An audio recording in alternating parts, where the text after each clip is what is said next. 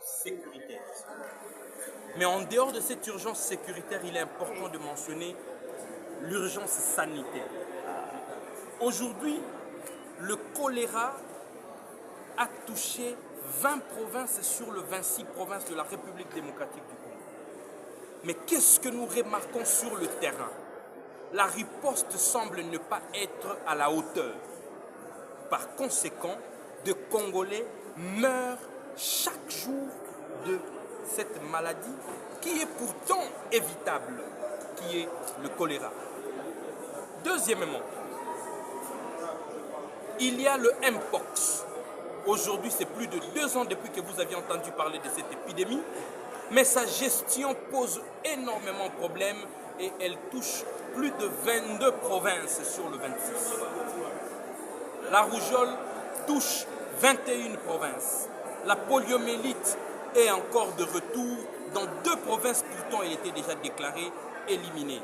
Et vous savez qu'il y a Ebola qui venait de ressurgir dans le Kasaï.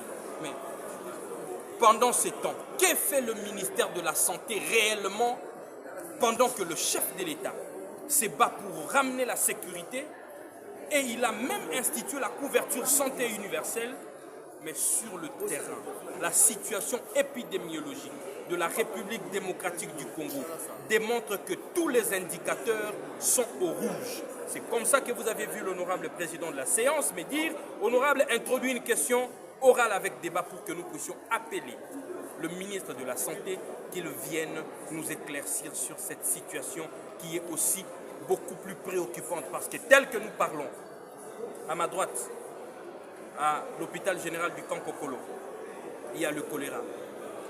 À ma gauche, à Pakadjouma, il y a le choléra. Dans la zone de santé de l'Humété. Et puis, urgence sécuritaire. Mais en dehors de cette urgence sécuritaire, il est important de mentionner l'urgence sanitaire. Aujourd'hui, le choléra a touché 20 provinces sur le 26 provinces de la République démocratique du Congo. Mais qu'est-ce que nous remarquons sur le terrain? La riposte semble ne pas être à la hauteur.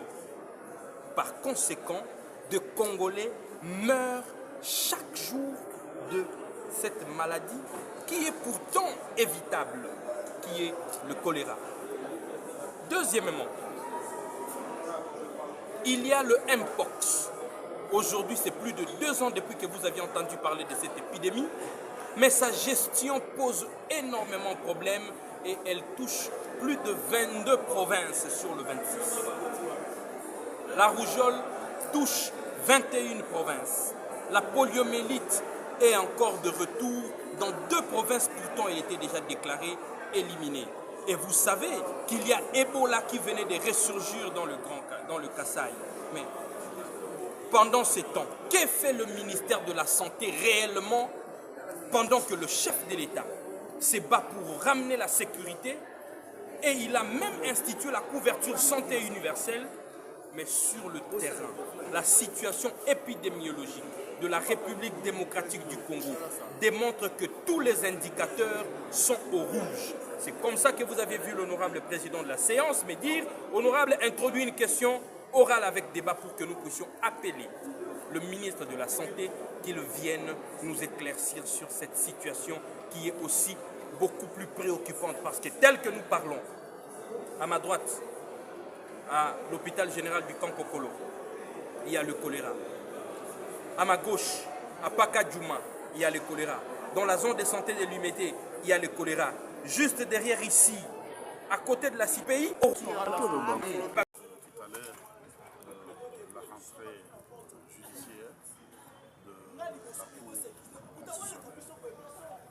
C'est comme à la tradition, nous assistons régulièrement à des cérémonies de séjour, mais aujourd'hui, particulièrement, mon attention a été attirée sur la multiplicité des cérémonies de séjour. Vous allez vous rappeler, comme moi, qu'il y a 2 jours que nous avions été ici, et cette fois-là, c'était la rentrée judiciaire de la Cour de cassation. Et aujourd'hui, cette autonomie, voilà, nous assistons pratiquement à une bipolarisation de la justice congolaise, et c'est dont nous déplorons et nous pensons que dans les jours à venir, C'est ce qu'a été même le plaidoyer du bâtonnier national, que nous puissions assister, bien entendu, à une rentrée judiciaire unique, coordonnée, qui converge pour la consistance de la justice congolaise. Voilà ce que nous pouvons dire. Le constitutionnel a également parlé du fait que le président peut rester en place jusqu'à ce que le prochain soit élu. Et cela n'est qu'une lecture correcte de la Constitution. C'est ce que dit la Constitution. Donc le chef de l'État actuel demeure en fonction jusqu'à l'installation du prochain président de la République élu démocratiquement. Et pour autant qu'il n'y aura pas élection aujourd'hui ou demain, eh bien celui qui est en place reste en fonction. On ne va pas avoir un collège, je ne sais de qui, pour diriger la République. Nous avons un président qui a été élu démocratiquement et qui va rester en place jusqu'à ce que les élections soient organisées. En d'autres termes, ça voudrait également dire que les questions de sécurité doivent être vidées. Nous ne pouvons pas aujourd'hui aller aux élections avec toute une province du Nord qui est occupée, toute une province du Sud qui est entièrement occupée, et une rébellion qui menace même d'autres provinces. Et dans ce contexte-là, comment organiser les élections? Et parce qu'on ne peut pas voir la crise de leadership au sommet de l'État, c'est le président actuel qui va demeurer en fonction. Voilà ce qu'avait pensé le législateur congolais. C'est ça même l'esprit du constituant congolais. Donc la lecture du président de la Cour constitutionnelle est une lecture conforme à la Constitution de la République démocratique du Congo. Merci.